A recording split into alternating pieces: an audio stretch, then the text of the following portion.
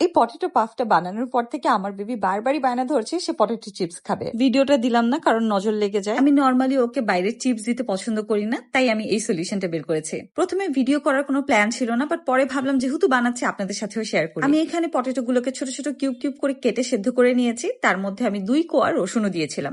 সেগুলোকে একসাথে এভাবে ম্যাশ করে নিচ্ছি একটা স্ট্রেনারের মধ্যে দিয়ে। এই প্রসেসটাই একটু টাইম কনজিউমিং। আমি এটাকে একটা ম্যাশড পটেটো ফ্লেভার দিতে চাচ্ছিলাম, তাই আমি এর মধ্যে গার্লিকটা ইউজ করেছি। নর্মালি এটা শুধুমাত্র বাটার, সল্ট এবং পটেটো দিয়ে করে। এই যে আমি বাটারটা মেল্ট করে নিয়েছি এবং তার মধ্যে একটু আমি ব্ল্যাক পেপার অ্যাড করেছি। ব্ল্যাক পেপারটা পুরোপুরি অপশনাল, আপনারা চাইলে অ্যাড করতে পারেন, নাও পারেন। এরপরে ম্যাশ পটেটো যেটা ছিল সেটাকে পুরোপুরি এই বাটারের সাথে মিক্স করে নিতে হবে। খুব ভালো মতো মিক্স করবেন। এখানে আমি মাঝারি সাইজের 2টা আলু ব্যবহার করেছি এবং এখানে কিন্তু কোয়ান্টিটি বেশ পরিমাণে হয়েছে। এরপরে আমি লবণ দিয়ে নিয়েছি। বাটারে যেহেতু সল্ট থাকে, লবণটা একটু কেয়ারফুলি দিবেন। আমার লবণটা মনে হয়েছে একটু বেশি দেওয়া হয়ে গিয়েছিল। এই যে এখানে আমি টেস্ট করে দেখেছি একটু লবণ বেশি, বাট এখানে কিছু করার ছিল না। তো এরপরে একটা পাইপিং ব্যাগে আমি এরকম একটা নজল লাগিয়ে নিয়েছি। একটু বড় নজল গুলো হলে ভালো হয়। তারপরে একটা বেজের উপরে রেখে পাইপিং ব্যাগে পুরো মিক্সচারটা ঢেলে নিতে হবে।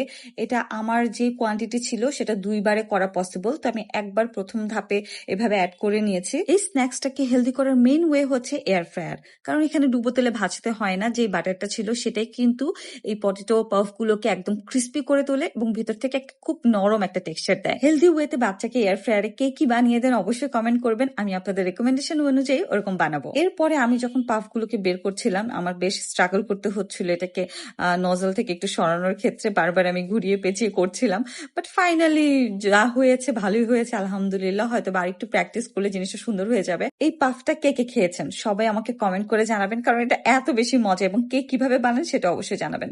এই যে ফাইনালি এটা দেখে কিন্তু অনেক বেশি স্যাটিসফাইং লাগছিল। প্রত্যেকটা শেপ এবড়ো থেবড়ো যদিও হয়েছে। এরপরে আমি এটাকে 180°C 25 মিনিটের জন্য বেক করতে রাখলাম। আপনারা কিন্তু এটা ওভেনেও করতে পারেন। এর মধ্যে আপনারা একটু খেয়াল রাখবেন কালারটা যেন খুব বেশি বাদামি না হয়ে যায়। এরকম লালচে লালচে থাকতে একবার আমি চেক করার জন্য বের করেছি, তখন 7 মিনিট এখনো বাকি। দেখলাম যে নিচের দিকটা একটু কাঁচা কাঁচা রয়েছে। যেহেতু আমি এখানে বেকিং পেপার ইউজ করছি তাই হয়তো বা নিচের দিকটা হয়নি, তাই আমি আবার উল্টিয়ে 7 মিনিটের জন্য বেক করতে দিলাম। 7 মিনিট পরে একদম ফাইনালি এটা বাইরে থেকে একদম ক্রিস্পি হয়েছে। খাওয়ার পরে ভেতরে পুরোপুরি ম্যাশ পটেটোর একটা ফ্লেভার, আর উপরের দিকে খেয়ে মনে হচ্ছিল ফ্রেঞ্চ ফ্রাই খাচ্ছি। এত সুন্দর একটা স্ন্যাক্স আমি আগে কেন ট্রাই করিনি জানি না। অবশ্যই ভিডিওটা সবার সাথে শেয়ার করবেন। আমি ফার্স্ট ফেজে আমার বেবিকে এই অ্যামাউন্টে দিয়েছিলাম, পরে সে বাকিগুলোও নিয়ে নিয়েছে, আমাদের ভাগের জন্য কিছুই রাখেনি। আমি বাকি পোর্শনটা ফ্রিজে রেখে দিয়েছিলাম এবং পরের দিন সেটা ওকে আবার বেক করে দিয়েছে।